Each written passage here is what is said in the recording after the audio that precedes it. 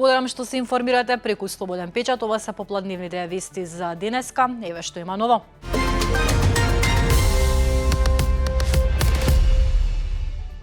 Ниту еден од петмината сведоци не дојдоа на денешното рочиште во судницата во Идризово да сведочат за трагедијата што се случи на 16 март минатата година, кога во пожар во дивото кабаре Пулс загинаа 63 млади луѓе, а над 200 беа повредени. Двајца од овие сведоци кои ги има предложено јавното обвинителство не можеле пак да ја преживуваат кобната вечер со сведочење во суд. Двајца од нив обвинителството не успеало да ги исконтактира, а еден бил во странство. Судот ги прифати предлогот на обвинителството на двете девојки, кои треба да сведочат да им се направи психијатриско вештачење и да се процени дали може повторно да сведочат или пред судот да се прочитаат исказите што ги дале претходно во обвинителството.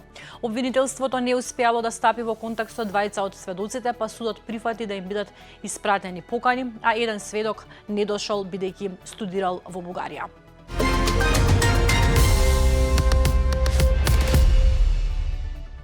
Културните работници повторно протестираа поради непочитување на колективните договори и институционалното игнорирање. Нема да молчиме и ќе продолжиме да се бориме за нашите права, порача Синдикатот на културата на Република Македонија од протестот што се одржа денеска пред Министерството за култура и туризам во Скопје. Протестот беше насочен кон изразување незадоволство од одлуката на Уставниот суд да поведе постапка за укинување на колективниот договор за култура, како и поради прекршување на договореното во начинот на пресметка на платите.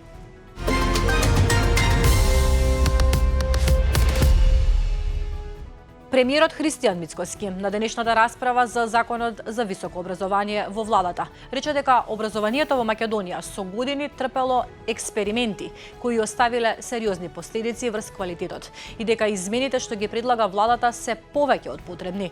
За Мицкоски е најважно тоа што, како што рече, со новото законско решение се создаваат услови младите да останат во земјата и тука да го градат својот професионален и животен пат.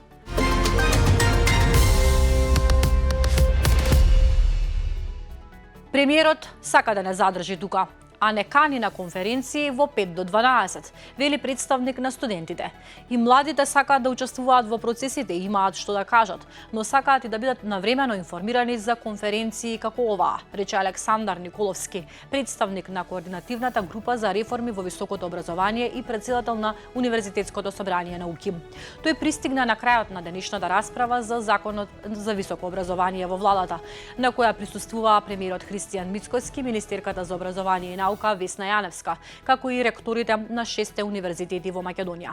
Беше очигледно дека не е предвиден неговиот говор, со оглед на тоа што портпаролката на владата Марија Митева, која ја водеше расправата, речиси ја заврши конференцијата.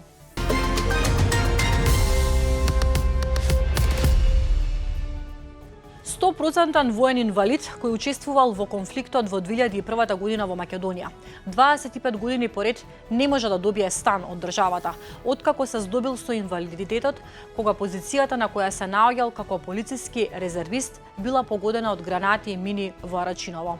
Тој има потврда од СВР Скопје дека е повреден на боиште при преземање оперативно-тактички мерки. Во 2003 година наместо стан државата му дала мизерна барака од 36 квадратни метри, која во 2008 година се поплавила и се распаднала. Од тогаш државата го шутка предметот на овој човек и не му дава стан, иако тој е меѓу само 27 македонци од 1945 година наваму со 100% воена инвалидност, од кои само тројца се од конфликтот во 2001. Повеќе за ова од текстот на Мирослава Симоновска.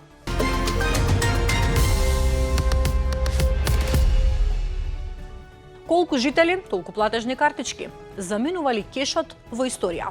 За секој жител по една картичка. Вака изгледа платежната структура во земјава според минатогодишниот извештај на Народната банка на Македонија. Од сите издадени картички, скоро 1,7 милион се дебитни, а останатите се кредитни.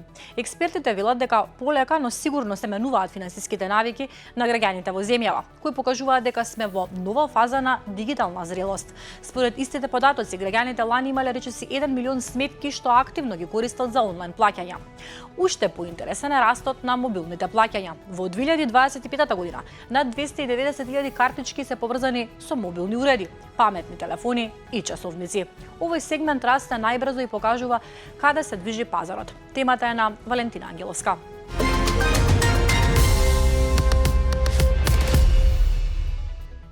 СДСМ поднесе кривична пријава до јавното обвинителство против собствениците на телевизија Алфа поради постоење на сериозни сомножи за организирана шема на перење пари, даночно затајување и фалсификување деловни книги.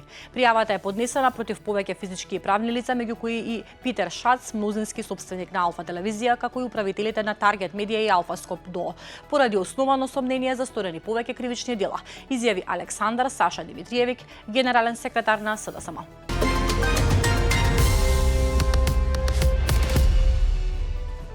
А еве ги вестите од светот. Иран целосно го суспендираше извозот на петрохемиски производи за да даде приоритет на домашно снабдување и да спречи недостиг на суровини, пренесуваат медиумите. Се наведува дека државната национална петрохемиска компанија им наредила на компаниите да го суспендираат извозот до понатамошно известување, доколку информацијата биде потврдена од иранските представници. Тоа практично би значило дека американскиот претседател Доналд Трамп со одлуката за воведување блокада на Ормунскиот тестес ја постигнал својата цел да употреби економски притисок за да го принуди Иран да седне на преговарачка маса со поинаков став од досегашниот, посочуваат медиумите.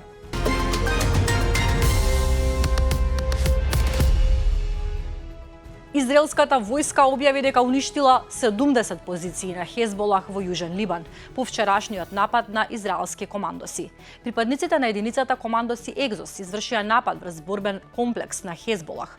Војниците во посочената локација наводно пронашле бројно оружје, вклучувајќи рачни ракети, лансери, автоматски пушки, гранати, противвоздушни ракети и друга опрема.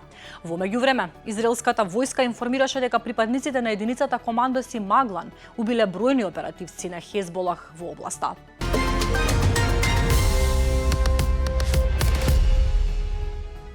Премиерот на Гренланд, Јенс Фредрик Нилсен, изјави дека многу граѓани на автономната данска територија не се чувствуваат безбедно поради повторените изјави на американскиот претседател Трамп, додавајќи дека тие представуваат неприфатлив притисок врз народот на Гренланд. Премиерот на Гренланд одби да ги потврди извештаите дека дански војници се испратени во Гренланд со експлозиви, за да се подготват за потенцијално разнесување на аеродромите, доколку САД одлучат да извршат инвазија. Но рече дека владата на Гренланд ги повикала жителите да бидат подготвени за секоја евентуалност и да складираат доволно храна, вода, топла облека и други потребни работи за 5 дена. Гледавте вести, ви благодарам на довербата, продолжете да се информирате преку slobodnpečat.mk и секако следете ги сите објави на нашите профили на Facebook и на Instagram.